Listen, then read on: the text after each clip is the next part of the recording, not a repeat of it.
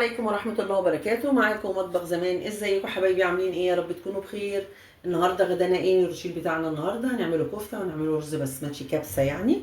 الكفتة طبعا انتوا عارفينها سهلة وبسيطة زي طريقتي اللي بعملها. ادي اللحمة يا حبايبي، وانا بشر البصل وسايبه ميته تتصفى عشان انا عايزه الميه بتاعته. قلت لكم قبل كده هعمل فيها ايه. البصل ده اتصفى ازاي؟ حطيت حاطه ملح عشان ينزل الميه بتاعته دي. ماشي يا حبايبي. اولا هحط دلوقتي اللحمه اهي زي ما انتم شايفين كده، عشان كنت سايبه مطلعاه من الفريزر بس. ماشي. المواد الجافه بتاعتها ايه؟ ملح، فلفل اسود، بهارات لحمه، جنزبيل، قرفه. لازم شعره القرفه، معلقتين نشا ومعلقتين دي. انا ما بحطش عليها ولا بقسماط ولا حاجه حبيبي. ماشي. وكده دولت حزمه بقدونس الورق بس، وقرن فلفل دي الحاجه بتاعتها. ماشي. ماشي يا حبايبي. وادي البصل. دلوقتي انا عايزه ايه بقى؟ بسم الله الرحمن الرحيم. هقول لكم هعمل فيها ايه. الميه بتاعت البصل دي انا عايزاها ثواني، مش عايزه ميه كتير. هحط عليها نقطه زيت. الميه دي هحط عليها نقطه زيت كده، وهحط معلقه صلصه عليها واسيبها على جنب. انا هعمل بيها حاجه هقول لكم ايه عليها. واخد معلقه صلصه اهي. ماشي يا حبايبي. واسيب دي كده مع نفسها وكده. هتبل، هسيبها شويه وهتبل الكفته. هدخل كل كده حبايبي. انا لفيتها مع بعضيها ماشي اهي زي ما انتم شايفين، وانا بصبعها هوريها لكم. حبايبي انا سبت لكم كفتيتين عشان اعمله، بس انا بسيبها مجوفه ازاي. وبتبليها كده الخليط اللي انا قلت لك عليه. ماشي اهو كده. بصي اهي مجوفه، بدل ما تحطي خشبه ولا تحطي.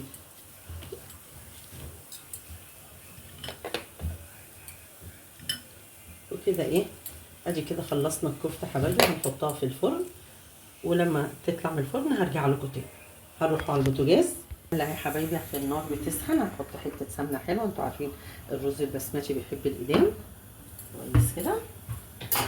هحط الايدام وهحط بصلايه صغننه خالص اهي. هشوحها كده مع نفسها وهقول لكم هنعمل ايه يا حبايبي. سيب البصلايه تتشوح شويه كده دي مع دي على نار واحده. ماشي. هقول لكم هنعمله ايه. ثواني بس كده. دلوقتي الرز يا حبايبي زي ما انتوا عارفين انا ببقى غسلاه ونقعاه. وده السوداني هحمره، وده شويه زبيب. انا نقعهم باخد حلاوتهم وهصفيهم ويتحمروا في السمنه هما. وده الزبيب والسوداني. لو عندك لوز ماشي، انا عندي سوداني ما عنديش لوز، بكله ماشي.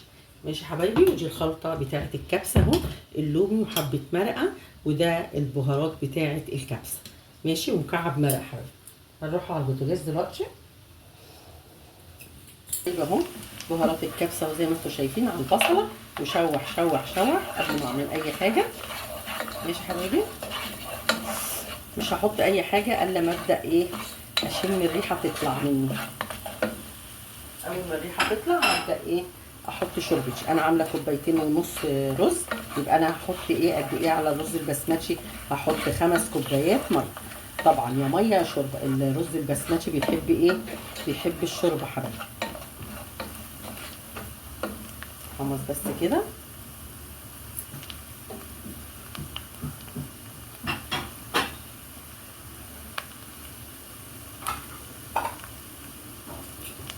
دلوقتي يا حبايبي هبدا اسقط الرز كله اتبل خلاص مع بعضه عشان الرز ياخد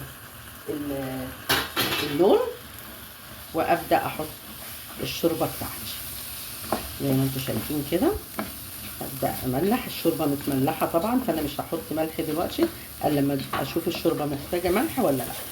ماشي حبايبي. اهو زي ما انتم شايفين كده. اهو اللون بقى اصفر جميل. كل الرز جميل اهو. امشي معايا خطوه بخطوه. حاجتنا سهله وبسيطه وما فيهاش اي معوقات. ماشي يا حبايبي.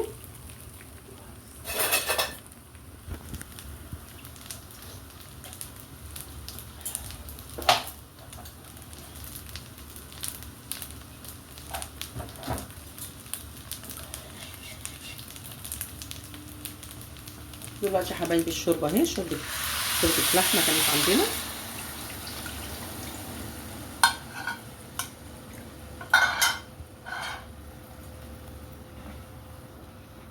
هحطه بقى، اسيبه على النار بقى ياخد ويدي مع نفسه، ولما يستوى هرجع لكم تاني يا حبايبي.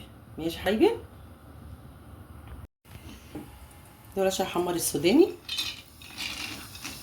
لوز اللي عندك بقى. طبعا انا ايه، ست قديمه شويه، فسداني مطبخ زمان ده عنده كل حاجه قديمه.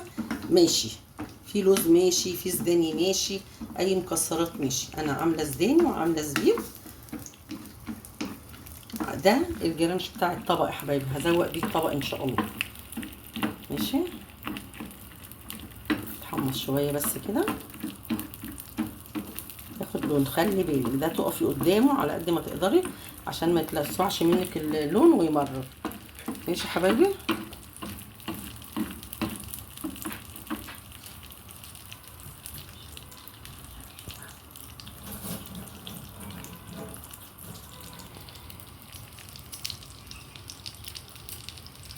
والزبيب جنب اهو.